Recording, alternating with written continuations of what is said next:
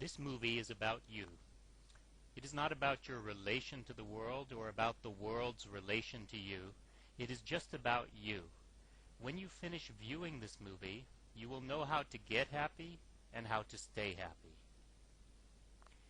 Happiness is the mental state of feeling pleasure. Perhaps you have read one or more Happiness Is books. If so, then probably you have realized that those books are not entirely practical. Is happiness really a pizza with extra cheese? Is happiness really a friend who cares? Is happiness really a high-paying job, a comfortable house, good health, or any of the other things that people want or imagine that they need? No, it is not. In this world, everything emits a vibration, a wave. This is true for your mind, and it is true for the objects, both physical and mental, that your mind comes in contact with. When your mind connects with sympathetic waves, waves that are complementary and reciprocal, then that contact gives you pleasure, and that pleasure is what we call happiness. Regardless of what anyone says or you may think, happiness is not to be found in any external object. Happiness exists entirely within the mind.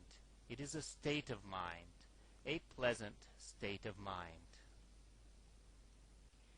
Seeking happiness is the primary drive of all living beings. Under normal circumstances, everyone wants to survive. Everyone wants to stay alive. Lack of happiness endangers one's very existence, because unhappy individuals can think to commit suicide. This is why no one ever wants to be unhappy.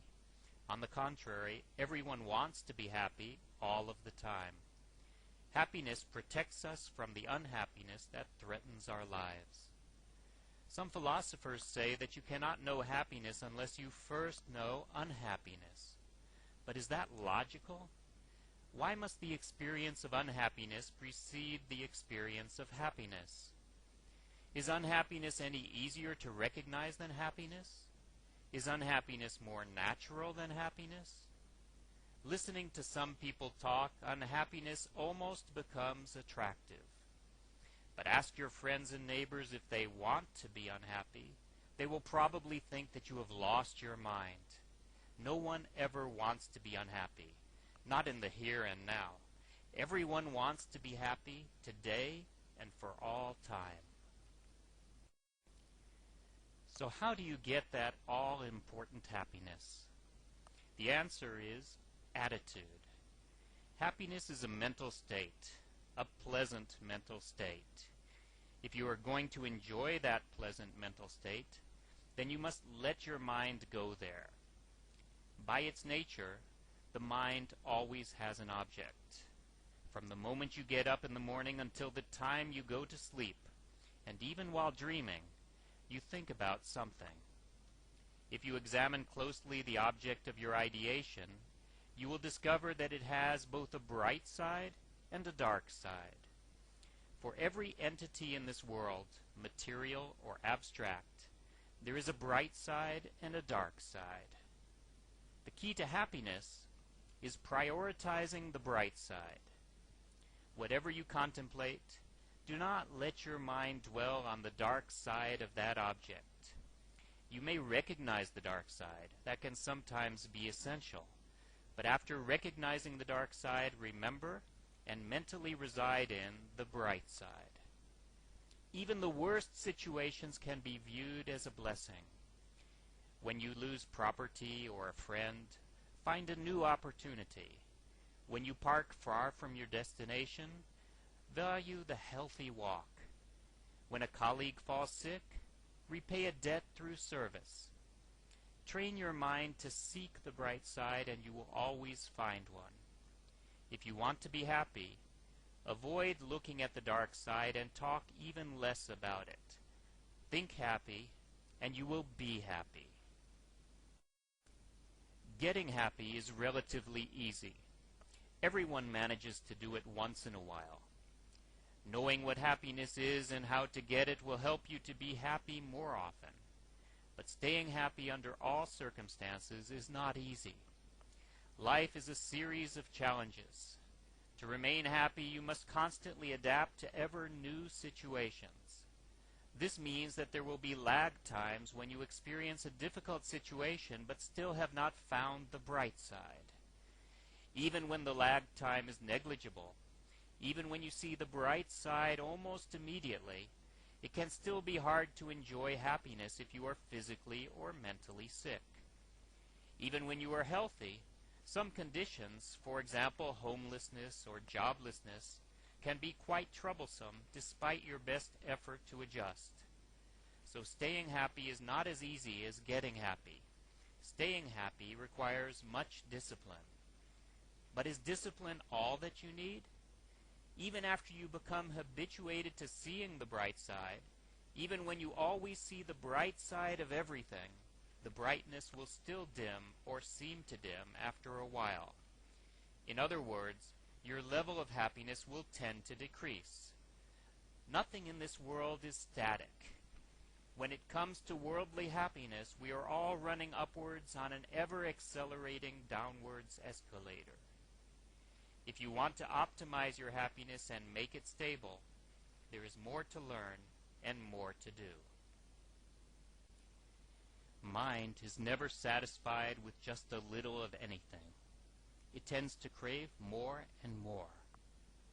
The happiness that you experience through the medium of your sensory organs is constrained by your body. Eventually, such happiness cannot, and hence will not, meet your needs. But there is another type of happiness, unconnected with the senses, a transcendental happiness that is unbounded. That limitless happiness is called bliss. Just a little happiness will not satisfy anyone for long. Ultimately, everyone wants unlimited happiness. Knowingly or unknowingly, all living beings seek bliss. There can be just one limitless entity. If there were two, then the only way that both could remain limitless or all-inclusive is if they merge, if they become one. The limitless entity is always one, but it has many names. Bliss, peace, truth, and God are just some of those names. Generally, advanced seekers prefer to state their goal in terms of God. This enables a personal and devotional relationship with the goal. Limited objects cannot satisfy a hunger for the unlimited.